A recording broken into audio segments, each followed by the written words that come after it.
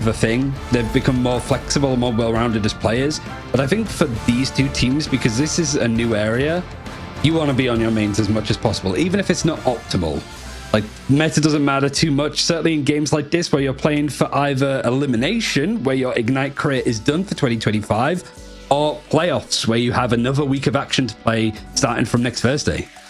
So now here's the question. We talked about Paradox having a wide ban list. This implying that they've done their research. Have they noticed something very important? And that is that OG Seed have played Cloak and Dagger and Storm every single game. Every single one. They haven't prioritized stuff like Invisible Woman and Luna nearly as much as just being comfortable with stuff being banned and allowing Cloak and Dagger onto the board where they get the damage reduction. And Storm, they've been leaning on that heavily, even on these domination maps. Actual picks that have come in for Paradox have been like Magneto a lot of time in these kind of drafts too, which is very surprising. He's a character that Vanguards aren't really in the draft that much, but Magneto is certainly not on that list. It's usually Venom, Emma Frost, maybe even Strange. So Emma Frost is actually going to be protected here. So I'm glad that we highlighted it, because it goes to show that even though it is a lot of strategist focus, that Vanguard unlocks how these comps can play. It's the second time that Paradox have protected... Sorry, it is OG Seed protected the Emma Frost. Paradox have protected it once in previous matchups, but their priority protections have been, like you say, Magneto, have been Jeff. Everything else only once. So, Paradox, they get their last protect right at the end. This is the double ban, where both teams will ban at the same time. Will we potentially see the Emma Frost banned out to guarantee a one-sided? Nope, they're going to stick with the Adam Warlock. OG Seed really heavily leaning on trying to take out these triple strategist setups. And both teams taking out the Ultron, like you highlighted too. So that's 6 for 6 against OG Seed. But because it is the second ban, there was a chance for both teams, realistically, to have protected it. Right, so it's Ultron was there, but clearly is not a priority for either squad so far. They want to go for some of these other options, including making sure that an Invisible Woman is in hand for OG Seed. Gives them that big, solid anchor strategy, especially with Luna taken out. While a couple teams have been pretty comfortable going with Cloak and Dagger, like we say, in the form of OG Seed, the Invisible Woman is still quite nice for them. They played it twice, won once fit and lost once fit. Jean Grey taken away. So you take out some of those more offensive options, but because it is Krakoa that we're heading to, Human Torch isn't bad here, and you do have Invisible Woman protected as well as the Emma Frost. We wanted to go for the Meteor M, but both teams protecting the Emma Frost pretty much is in line with what we've seen before. Like a lot of protection from those kind of characters, I would say. It even protects onto like Strange and Torch were used from Paradox, so it's a little bit different than what we've seen before. The Hulk right at the end, which is now starting to be very, very commonplace, especially today. I'm not judging. There's Frost Mountain. They really love that Storm. KQ will maybe about to be ruining one of my statistics coming up later if they're actually planning on rolling out with this Iron Man, as only one player has played Iron Man so far this stage for anything more than quick rollouts. But it seems... I wonder who it was. The lead... We'll talk about it later. KQ looks like they're going to be going back to their standard, the Winter Soldier. They've played that 4 times so far. It's pretty consistent for them. OGC, they definitely have a draft style that they very much like to lean on. Well, we've sent 2 teams so far to playoffs today. We're about to send another 2, and it's either going to be Paradox here or OGC, both squads. For OGC, they were part of the roster, I suppose, of Ignite Stage 1 teams, weren't able to get further than this spot exactly. For Paradox, this is a whole new ground, and you could be mean and be like, a team like that shouldn't be here, right? Because they were so far down the qualification. But they are like, it doesn't matter if we deserve to be here or not. We are here, and we're going to do damage. And OG Seed, well, I remember that humongous loss that they had in Stage 1. Underdogs can certainly upset them. Yes, they can. We're starting off with a portal, potentially an early pickup, taking advantage of the fact that OGC do have that Cloak and Dagger. Use that vulnerability from the Terror Cape and see if you can get an early pickup.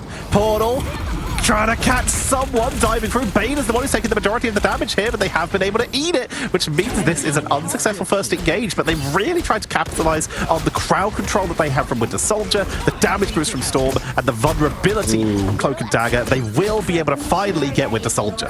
I was going to say, the Paradox did well to position and not take the bait in that fight, but unfortunately you lose MJD very late in it, which is probably the worst time to lose him, because now that point is starting to actually be obtainable for both sides, and OGC with that player advantage bullied themselves pretty much to 99% to try to take it, but it's in the neutral currently. Paradox are trying to scrap back now that they have the numbers ready to engage. Really feels a case of who's going to get their ultimates first or find those other picks. Again, it's OGC to find it 2 for 2.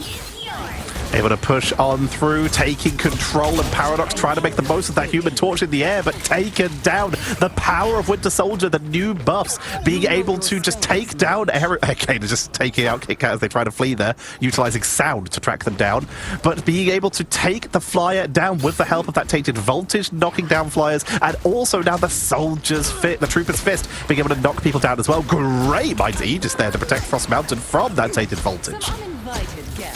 I think for OGC, it's about just trying to stay this line. You've got this AoE effect and extra help from Storm. A high priority, but everybody's grouped up together, which when you have a Supernova potentially in hand for Zerks, that's exactly where you want them. Omega Hurricane's going to be used quite early, and it's going to force out this invisible boundary, but frankly doesn't do enough to protect the Storm that's coming on.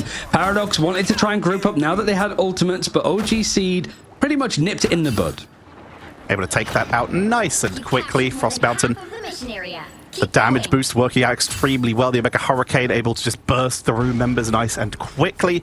This is right now OGC having a pretty just sensible slow game, while Paradox are trying to find an opening.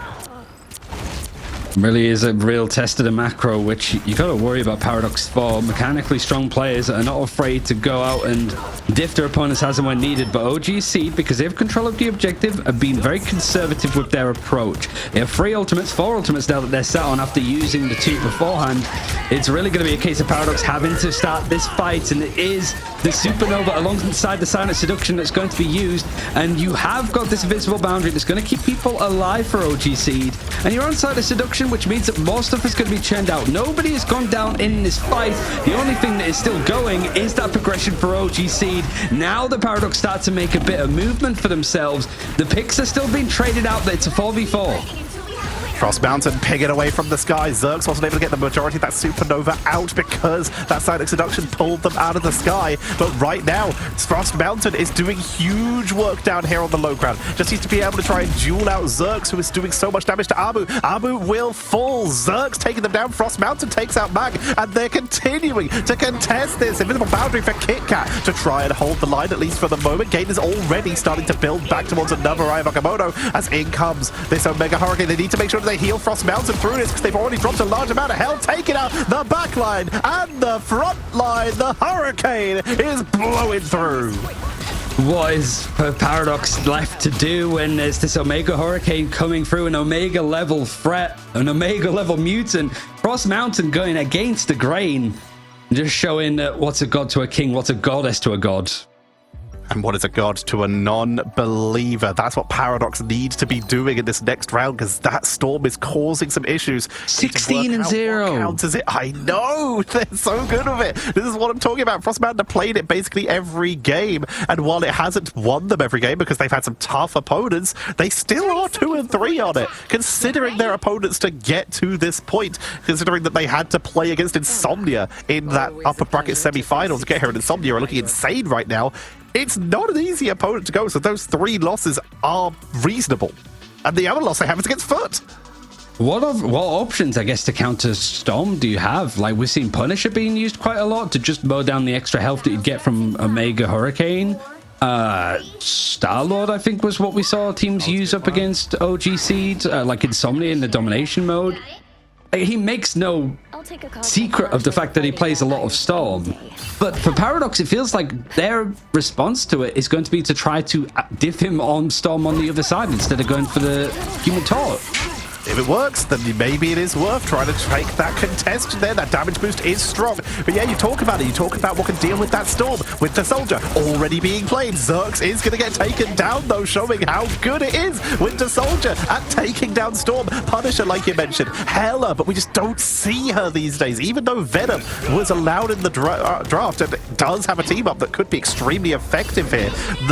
The anyone with a hit scan, Phoenix, is extremely viable, but I believe was banned out at least on one side. And then you start to look over the Vanguards. Angela and Thing start to jump up. But if you're playing Thing into Winter Soldier, there's a good chance you're going to get stumped out by the Bionic Hook.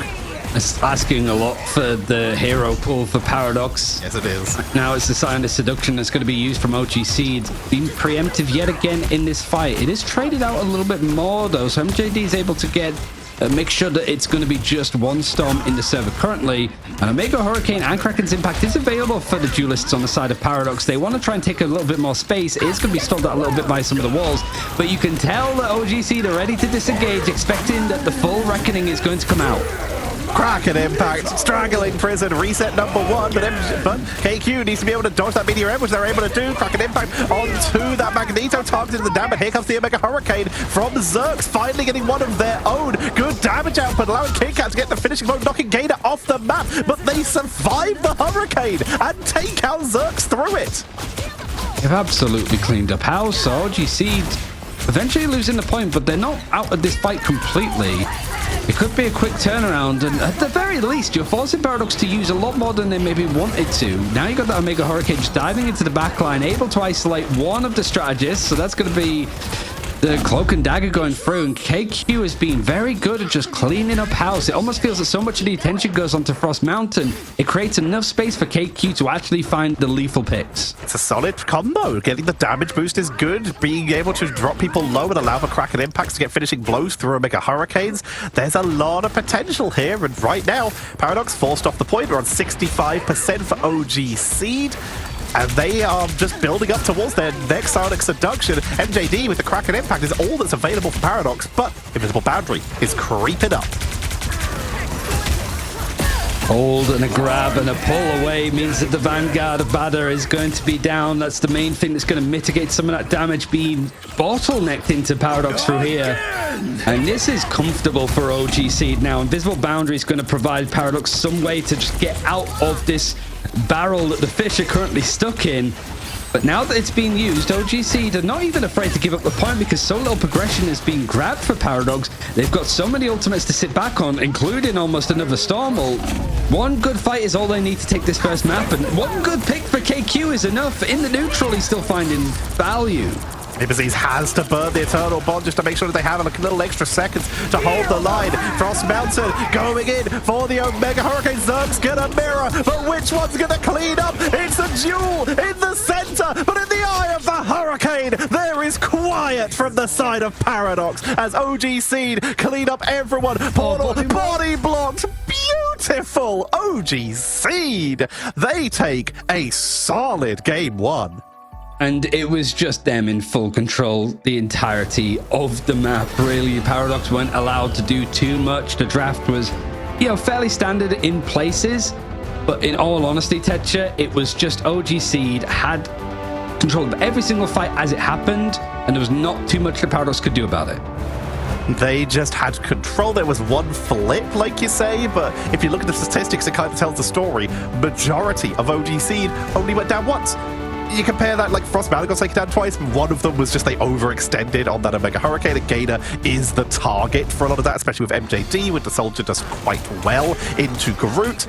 But OG Seed, they seem to have one established composition, but who can blame them when it works this well? It was 9 final hits, eliminations for Paradox to I think about 42 for OG Seed.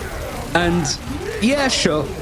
We can look at like Frost Mountain, the Storm being like the main noteworthy pick and choice. But I think that's also just a lot of good work from KQ. I think the Vanguard line, Gainer was able to do quite a lot on the group. Really just didn't feel like he was pressured too much into playing anything else. It was just the whole team sort of knew where to dot their I's and cross their T's. And Paradox, you sort of expect some changes to come through, whether it's with certain like characters and stuff. it was just different than what we typically would have seen from other teams. I don't know if you noted it down in time before they disappeared. Did you happen to see whether OG Seed banned out Hulk? They would have done, I believe. Yeah, they did, right at the end. Because that's another one of the options that they could have utilized. You throw two squids and then land that right click onto Storm. That's a completely different game. The Indestructible Guard is a great protection tool. It doesn't eat all of an America Hurricane, but it's precious extra seconds that could have allowed you to sustain through. OG Seed have prepped. They know what they're doing. They've seen a lot of these counters. They know what their opponents play, and they're already batting around the potential obstacles. Yeah, there's no secrets or hidden strategies here. It's just they want to use Storm. But now Paradox have the choice of what map they want to go to, and it's going to be different game modes of what we've seen on Domination, but it's last chance saloon potentially for them. But before then, quick 3-minute breaks. We'll see you very, very soon.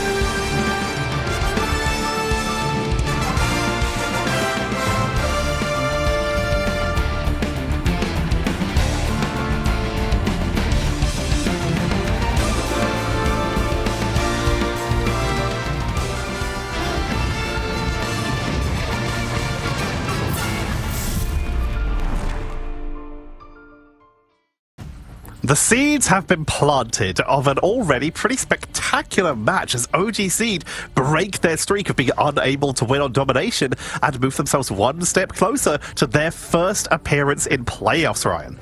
I think doing it with that kind of style, though, as well, is the key thing. If OG Seed can take this series, which I think they're favorites for, but do it really without giving Paradox any room to breathe, I think that's the kind of momentum that you want, because every series that we've seen from OG Seed has been somewhat difficult. They've had some like rough opponents. They were the debut game of Ignite in EMEA where they lost against Schmungus in stage 1, so it's a bit of those like you want to go in all guns blazing, because whilst this is almost like an academy team for OG Seed, it is still OG. It's still one of the biggest organizations in Europe and one of the most historic with how long they've been around. They want to be making playoffs in a game like this.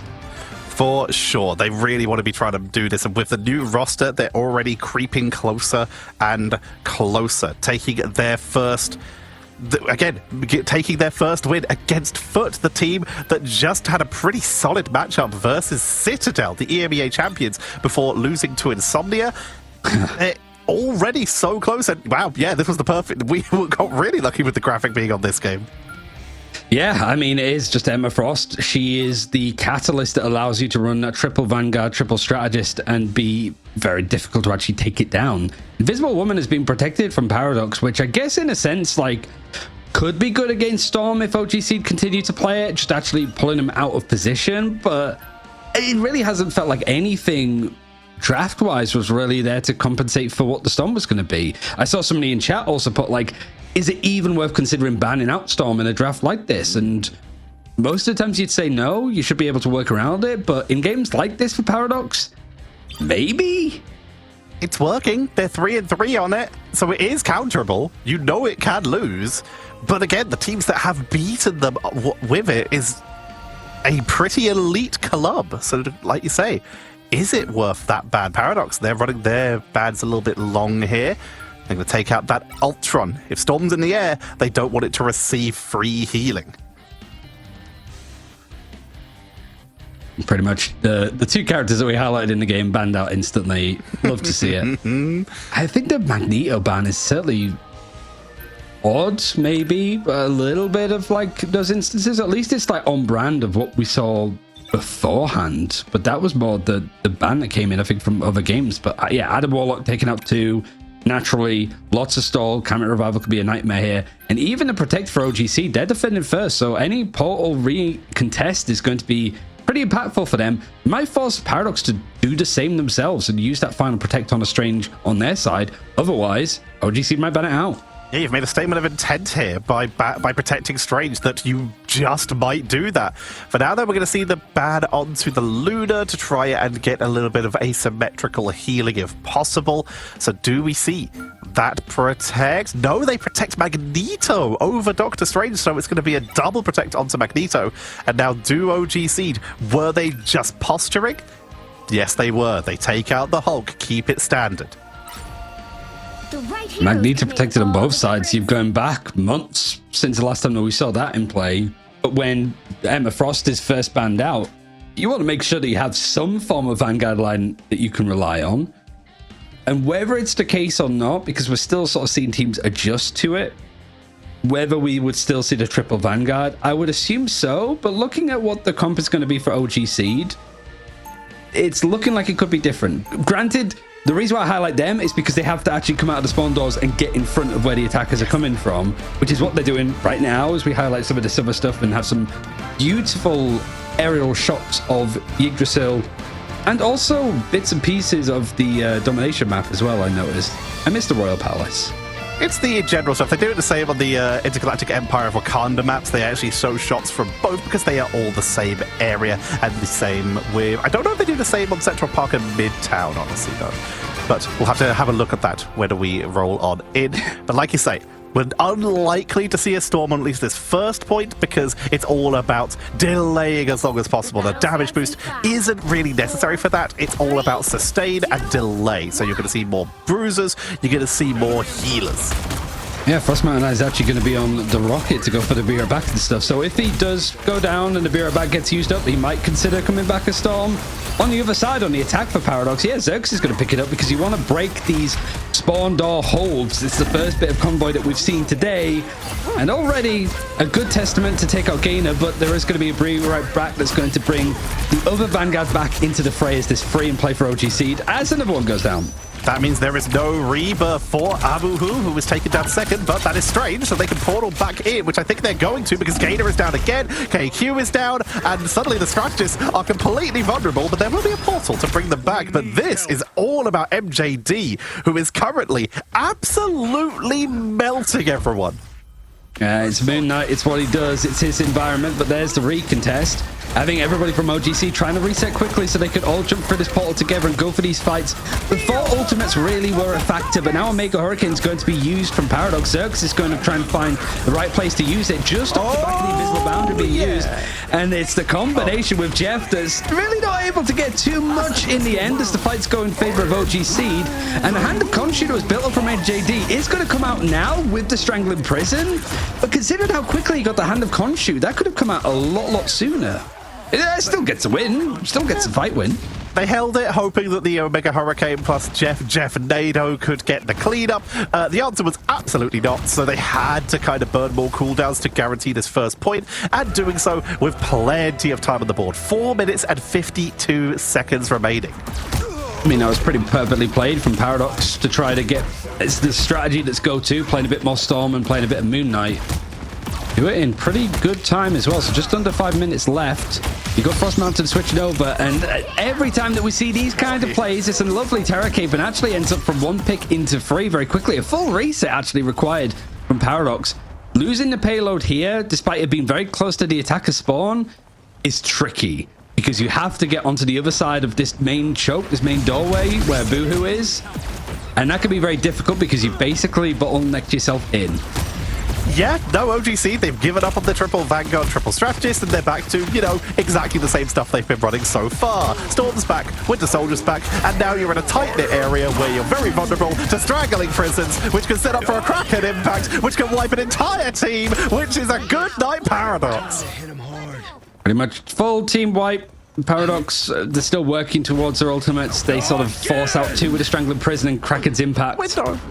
Yeah. I mean, he is the Winter Soldier. If he's petty larceny seems to be one of the smaller things on his list, I think, of damages. But overall, OGC have the game where they want them. It wasn't the best first point hold, but they will hold this as long as possible. And if KQ just keeps finding picks from seemingly nowhere, they're going to be, honestly, tip-top. They're literally just spawn taking them. They're taking them down in the spawn room now. Literally picking them the second they set through the door. OGC have locked this in, and Paradox, they might need to just try something else. We've seen a nerf to her, but is it worth maybe utilizing that Storm and even picking a Squirrel Girl to at least ping from the spawn and just try and break it? Because right now, they can't even get close to the entrance. Finally, they're going to push on through, but that's just OGC giving them a little bit of room. Final Judgment comes on out with the Mantis, with the damage boost to try and hold. They get KQ, Ivakamoto. It's a full commitment from Paradox. They've got 2, but they lost the Punisher. 4 ultimates thrown in from Paradox, and it doesn't really look like the fight is completely clean from them, as picks have been traded either side. I think it is like a 4 versus 3, 4 versus 2 now that was in favor of Paradox, so now they can at least get things going. But it required everything, and there was only a couple of dedications of ultimates for OG Seed. I gotta wonder where that invisible boundary was, whether they just were like, we'll reset. We've bought a lot of time here. We can force another fight here with some ultimates. If we lose it, we still have a chance to fight right at the end of the checkpoint. Because now that 4 minutes, 5 minutes is down to 2. Half the point is going to be taken, though, because of that, which is a pretty significant amount of distance, just waiting for everyone to regroup, but it's a full commitment. The Straggling Prison comes on in, finds absolutely nothing, completely blocked out here, and Paradox, they're able to regroup, but Banner does get isolated, does get picked off by a Boohoo. Invisible boundary, you see the Force Physics trying to pull people in behind shields, so now both the routes of Gainer and Mangitsu. It's a nice head-to-head, see if they can isolate some of these picks, and whilst Paradox have done well to not go down in these neutral engagements, just off of this damage that OGC is doing, they have been forced back to reset where they used to be. Mega Hurricane, but that's right in the open. Invisible boundary and taken down, and this is why you can't engage with a Mega Hurricane. You're still completely vulnerable. You get a bonus health, but if you're targeted, if you're isolated from your strategist, exactly like we saw there with the group wall, as long as they survive the initial engage, everyone targets you and you get taken down. This is why we just don't see that combo particularly anymore with a Mega Hurricane used as an opener. At least it forced out the invisible boundary, but then Ame's managed to get the Eternal Bond. In fact, Cloak and Dagger is in play for both sides, which is a similar thing of what we've discussed with other characters. Somebody that was very, very strong and useful, consistently seen Now in play here is the Turtle Bond is going to be used alongside this Omega Hurricane, allowing Frost Mountain to just have to sustain to stay alive when everybody tends to focus on him, but also just doing a little bit more chip damage to break these break points. This fight, though, Paradox are not afraid to really dedicate in here. And the one thing that OGC are maybe sitting on, if they can try and farm up in time, is a Strangling Prison Kraken's Impact combination, but it might not be needed. 30 seconds left. They survived yet another engage from Paradox. Paradox, they've only really been able to create openings on the second point when they've dropped ultimates for it. They can't seem to win the neutrals. OGC have full control over that. But the difference is they just burned their ultimates and OGC lived. They're still in this fight. They now have the combo you're talking about. Exactly. So there it is from downtown, from the top rope. Kraken Impact. Reset 1. Looking for 2. There it is. And it's going to be a cleanup. Easily done by OGC. And there's nothing Paradox can do left, especially as Strange was one of the people taken out last, and there's no portal. Spider-Man being picked to touch the point. Can they reach? No. And for OGC, a good hold on the second point. Fight's pretty much consistently going their way dominantly. It's just our first point might lead a little bit of a sour taste in the mouth of how it was dealt with well by Paradox. But as soon as things went off that meta script of how you hold that first hold of Yggdrasil's path, even the Paradox didn't really know too much what to do. One thing that I was checking here, Paradox do have the option for Lunar Snow. Ooh. Why are they not playing Lunar Snow? Let's have a look at the statistics. Lunar Snow, they've played it twice but have yet to win with it. They seem to be struggling a little bit. They've only ever protected it once, and they lost that game too. So maybe it is just a comfort thing. They've tried it so far, and they've realized that it's not for them. It just feels a little bit like some of these plays, you have the Omega Hurricane on OGC's side, or even like KQ coming in with a Kraken's Impact Strangling Prison. Invisible Boundary doesn't heal enough to sustain you through that. It just doesn't. It cannot. And there's other ultimates that can help you through it. Fate of Both Worlds is certainly one of them. I was like, okay, yeah, it is actually banned on the side of OGC. They can't play Luna.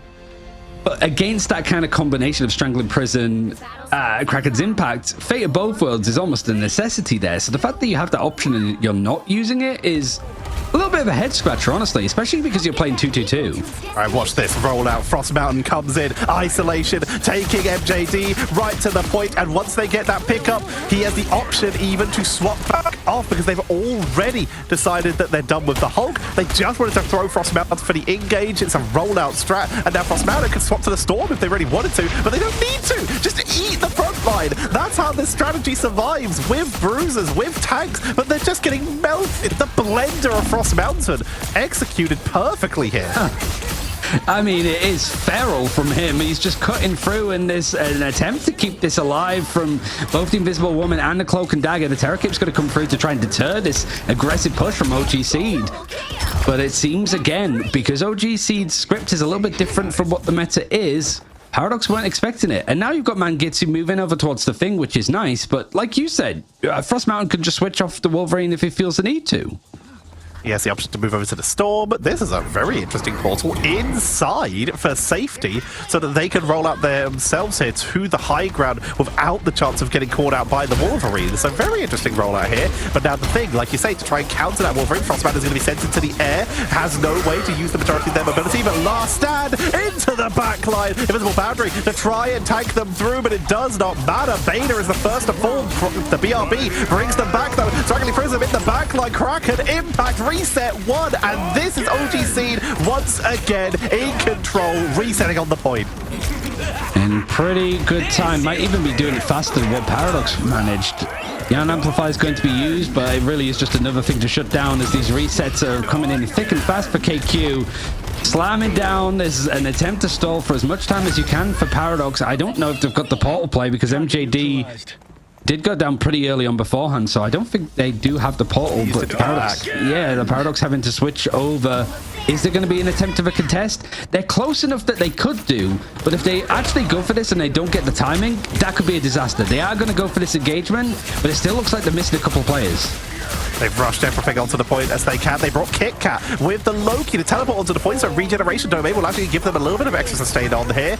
Boohoo, Media M, caught on the door frame, not actually able to get onto that Phoenix, sorry, onto the Loki here, but Kit Kat does still fall either way, and now Beta getting percentage damaged by the Wolverine, and it's just 1 by 1. Another last stand at the ready. Do not use that on the thing, but they're still able to just get maximum damage output here. Zone in the hallway, Abuhu's doing a great job of that, and that will be a very quick point 1. Like you say, maybe not as quick as Paradox, but OG Seed, they have good momentum and some lovely ult charge. Yeah, it's a good stall in the end for Paradox, and they're able to disengage from that fight. Still a couple of players still left alive. They were like, okay, we need to leave now, because if we get caught in this like middle ground, the fact that they lose Zerx though is a major issue. OGC pushing up all the way, so it means that a reset is required from Paradox, that they have to give up this space, and there's not enough space to give. It's their Ignite career that's on the line, and it's a couple of inches that they've been sent back.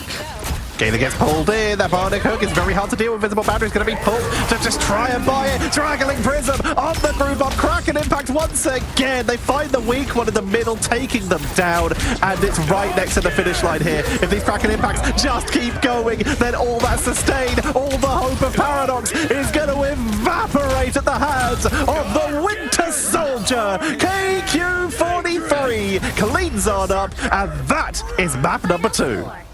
That's OGC booking themselves into playoffs and doing it in style, right? It's an organization that we want to see more of in EMEA, like just organizations full stop, and you see OG and you go, okay, great. But then it's like, oh yeah, we're OGC now. This is like a sort of academy team that we're doing. It's not like a full investment, I suppose, into the scene somewhat. And then they just have a bit of a rough time in stage 1, moving on to stage 2. They do it and they beat up an opponent that, yeah, sure, Paradox, I think, were just outclassed in this one, pound for pound. But they played valiantly, honestly. Even when we saw them lose up against Chopped in that first game for Paradox, they showed a lot of promise and a lot of gusto. It was just that OG Seed really put their best foot forward, and with a 44-3 KQ with 30 final hits, it was definitely their strength that they showed in the draft, in the macro, individually. It was an incredible performance. I'm just checking. I don't think he did, but I'm just checking if they broke the record for the most amount of final hits and KOs in a match. So ended up held by Slowpo. We got here final hits. Well, Slowpo got 55 KOs, 27 final hits. This is a new record for final hits in a game. Really? So just full stop ever? No, in stage 2, sorry. Okay, yeah. I was going to say, this didn't feel like a long map to see a lot of those final hits, but I think the more concerning thing, like if this Paradox team stays together, is just how many people that you lost whilst both teams were just in these like neutral engagements where ultimates have been used. Both teams aren't really looking to fight. They're just trading shots at each other to build up ult charge on your damage dealers and also get healing done for your strategists so they can build up ultimates. It felt that a lot of those times where both teams are just taking those respected exchanged blows, Paradox still just lost players that they shouldn't be losing them in these kind of fights. And it feels that the highlights themselves here are just KQ going for Kraken's impacts, that there's just not enough strategy sustain to survive through it.